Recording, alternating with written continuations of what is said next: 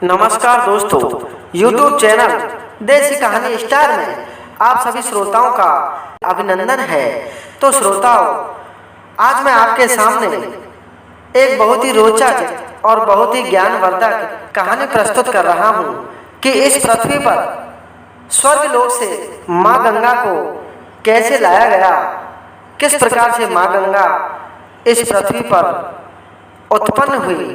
तो श्रोताओं, कहानी शुरू करने से पहले मैं आप सभी मेहमानों से एक बार निवेदन करना चाहूँगा कि हमारे चैनल को सब्सक्राइब अवश्य कर लेना, क्योंकि श्रोताओं, जब आप वीडियो को लाइक और चैनल को सब्सक्राइब करते हो तो हमें बड़ा उत्साहवर्धन होता है और हम आपको इसी प्रकार की नई नई और अच्छी अच्छी कहानी चैनल पर उपलब्ध कराने की हर संभव कोशिश करते हैं।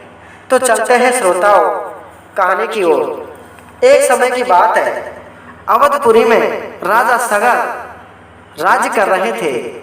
राज्य करते करते उनको काफी समय व्यतीत हो चुका था। तो एक दिन उनकी रानी केसनी नाम था राजा सगर की रानी का।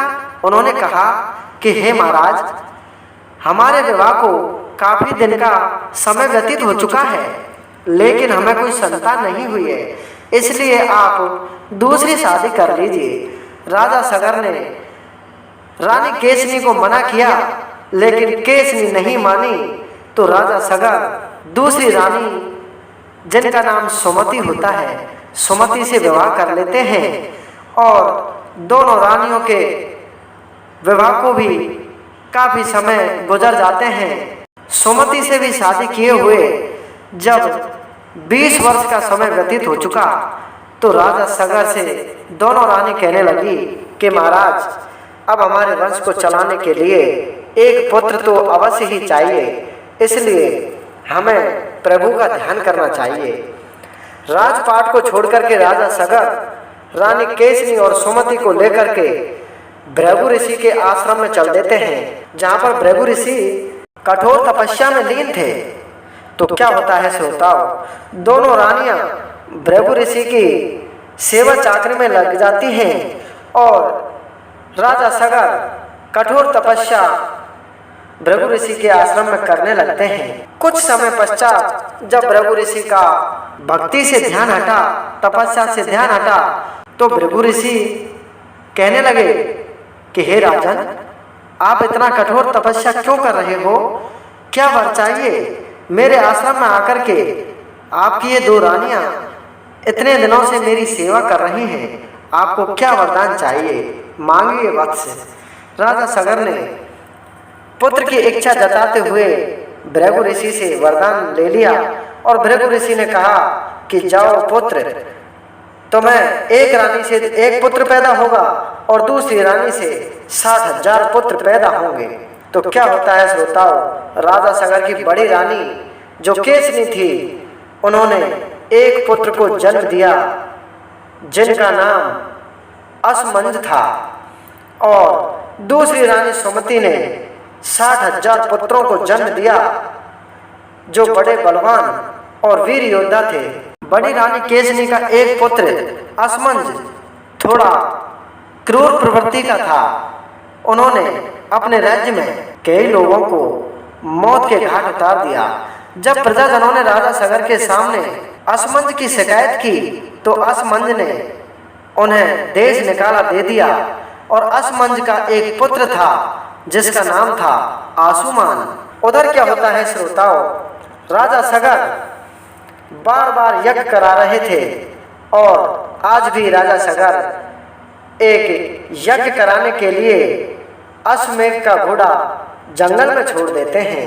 राजा सगर के यज्ञों से क्रोधित होकर राजा इंद्र डर जाते हैं, सोचने लगते हैं कि राजा सगर इस प्रकार से यज्ञ करते रहे तो एक दिन मेरी गद्दी को छीन लेंगे।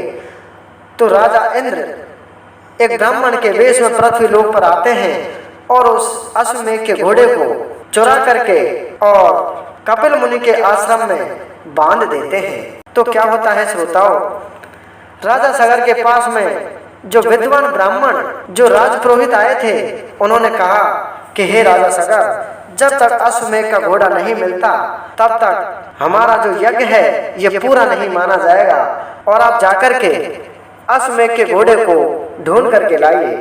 तो क्या होता है श्रोताओं, राजा अपने 60,000 पुत्रों को अश्वमेध के घोड़े को ढूंढने के लिए आदेश देते हैं और आदेश मिलते ही राजा सगर के 60,000 पुत्र आकाश पाताल सभी जगह अश्वमेध के घोड़े को ढूंढते हैं, लेकिन उन्हें कहीं भी अश्वमेध का घोड़ा नहीं मिलता है। तभी क्या होता है, ढूंढते ढूंढते 60,000 पुत्र, राजा सगर के 60,000 पुत्र कपिल मुनि के आश्रम में पहुंच जाते हैं जहां पर घोड़ा बंधा हुआ था। और 60,000 पुत्र सोचने लगते हैं कि ये कोई राक्षस है जो मुनि के रूप में तपस्या कर रहा है और इसने ही हमारे घोड़े को छीना है। कपिल मुनि को 60,000 पुत्र एक साथ भारी स्वर में गालियां देने लगते हैं।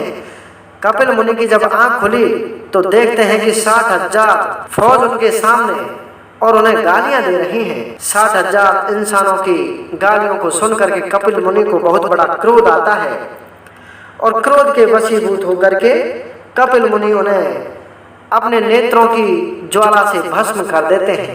जब 60,000 पुत्र राजा सगर के भस्म हो जाते हैं और यज्ञ का घोड़ा वापस नहीं ला पाते हैं तो महाराज सगर अपने पोते अंशुमान को राजगद्दी पर बैठा करके और कपिल मुनि के आश्रम में पहुंच जाते हैं और वहां पर कपिल मुनि से कहने लगते हैं कि हे महाराज, आपने मेरे पुत्रों को इस प्रकार से क्यों मारा।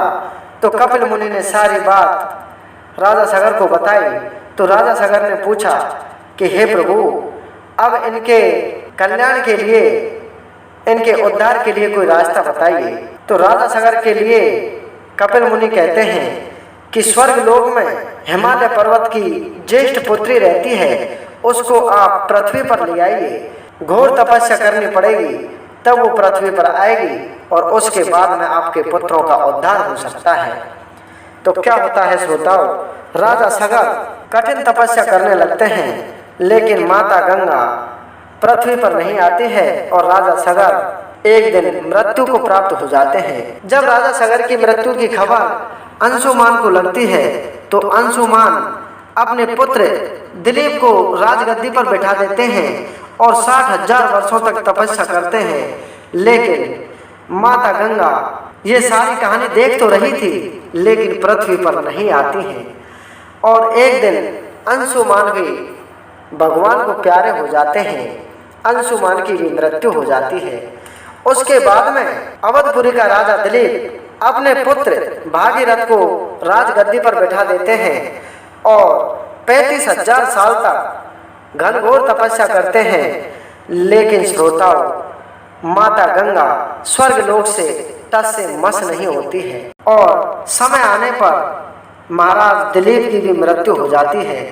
जब महाराज दिलीप की मृत्यु की खबर भागीरथ को मिलती है तो वो सोचने लगते हैं कि धिक्कार है मुझे इस राजगद्दी पर बैठना, मेरे पूर्वज उद्धार के लिए तड़प रहे हैं, उनका उद्धार नहीं हो रहा है और माता गंगा को लाने के लिए मेरे 3 पूर्वजों ने जान गंवा दी है, लेकिन फिर भी माता गंगा इस पृथ्वी पर नहीं आई है। अब क्या होता है श्रोताओं, भागीरथ अपने सेनापति को राजगद्दी पर बैठा करके और तपस्या के लिए निकल जाते हैं।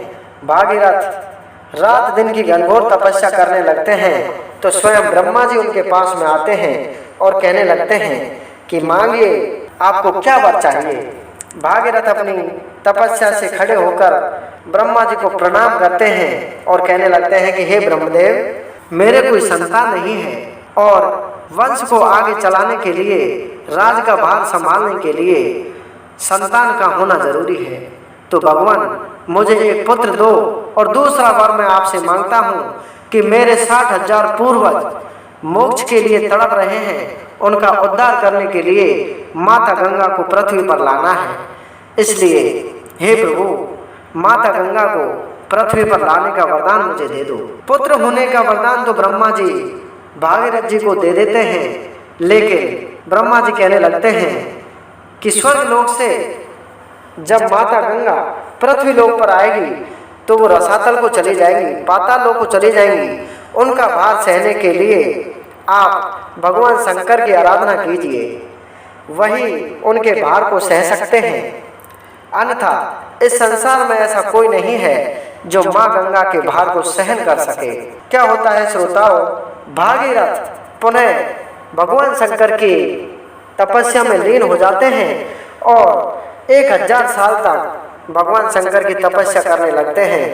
तभी भगवान शंकर भागीरथ के सामने प्रकट हो जाते हैं और भागीरथ से पूछने लगते हैं कि हे पुत्र, आपको क्या वरदान चाहिए, मांगिए जो आपको मांगना है। भागीरथ कहने लगते हैं कि हे शिव शंभु, मुझे कुछ भी नहीं चाहिए।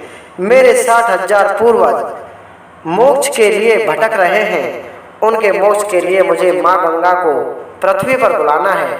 आप मुझे माँ गंगा को पृथ्वी पर लाने का वरदान दे दीजिए। तो क्या होता है श्रोताओं, भगवान शिव शंकर ने माँ गंगा को पृथ्वी पर लाने के लिए और भागीरथ को वरदान दे दिया।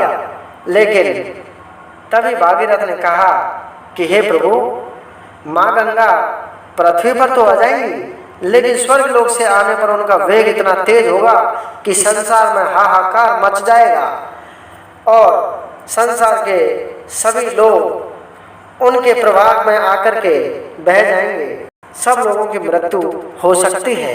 तो हे भगवान, आप उनके भार को सहन कीजिए। तो क्या होता है श्रोताओं, जैसे ही माता गंगा भागीरथ की तपस्या से प्रसन्न होकर और भगवान विष्णु के आदेश के अनुसार पृथ्वी लोक पर आती हुई दिखाई देती है, तो सभी देवता, सभी पृथ्वी लोक निवासी राजा घबरा जाते हैं और देखते हैं कि आसमान से ये कौन सी आफत आ रही है। सभी भगवान शिव शंकर के पास में भागीरथ के साथ में जाते हैं और भगवान शिव शंकर से कहने लगते हैं कि हे प्रभु, त्राहिमाम, हमें बचाइए, ये क्या प्रलय होने वाली है। सभी देवताओं और भागीरथ की बात को सुनकर के भगवान शिव शंकर अपनी जटाओं को सारे संसार में फैला देते हैं और सारे संसार में अंधेरा छा जाता है जटाओं की छाया से। और माता गंगा से कहने लगते हैं कि हे गंगे, आप अपने वेग को कम कीजिए। लेकिन माता गंगा भोले शंकर जी को पहचान नहीं पाती है और क्रोध में आकर के कहने लगती है कि मेरे रास्ते से हट जाओ, वरना मैं आपको भी बहा ले जाऊंगी। ऐसी बात माता गंगा के मुख से सुन करके भगवान शिव शंभु क्रोधित हो जाते हैं और माता गंगा के सारे पानी को अपनी जटाओं में जकड़ लेते हैं। पता ही नहीं चलता है कि माता गंगा गए कहाँ। अब तो भागीरथ जी भगवान शिव शंकर से कहने लगते हैं कि हे प्रभु, आपकी जटाओं से माँ गंगा को पृथ्वी पर छोड़िए, तभी जाकर के मेरे पूर्वजों का उद्धार होगा। भागीरथ के बहुत ज्यादा प्रयत्न और प्रयास और प्रार्थना करने पर भगवान शिव शंकर अपनी जटाओं में से माता गंगा की धार को छोड़ते हैं और माता गंगा की धार भागीरथ के पीछे पीछे बहने लगती है। आगे आगे भागीरथ भागने लगते हैं और पीछे पीछे माता गंगा भागने लगती हैं।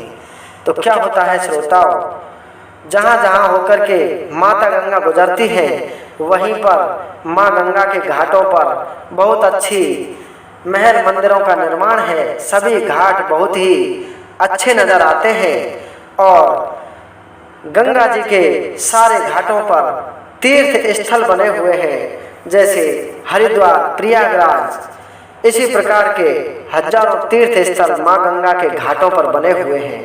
तो श्रोताओं, इतनी कठिन तपस्या करने के पश्चात में और माता गंगा को स्वर्ग लोक से पृथ्वी लोक पर लाया गया। आपने सुना होगा, लोग कहते हैं कि गंगा को तो आना था, भागीरथ के सिर पड़ी। ये कहावत इस प्रकार है कि गंगा को आने के लिए लाखों वर्ष तक भागीरथ के पूर्वजों ने तपस्याएं की थी और माता गंगा को ये सब देख करके बड़ी दया आई और उन्हें पृथ्वी पर तो आना ही था। लेकिन भागीरथ की तपस्या के कारण भागीरथ ने माता गंगा को पृथ्वी पर बुला लिया।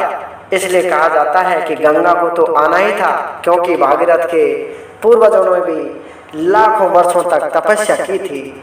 इसलिए माँ गंगा को पृथ्वी पर तो आना ही था, लेकिन भागीरथ के सिर पड़ गई। तो श्रोताओं, कैसी लगी आपको ये जानकारी? अगर अच्छी लगी हुई हो तो हमारे चैनल को देखने वाले नए मेहमान बंधु, नए श्रोतागण हमारे चैनल को सब्सक्राइब अवश्य कर लेना और वीडियो को लाइक कर दो। जय श्री राम, जय माँ गंगा, जय हो भवतरणी माते गंगा, हर हर शंभु, ओम नमः शिवाय।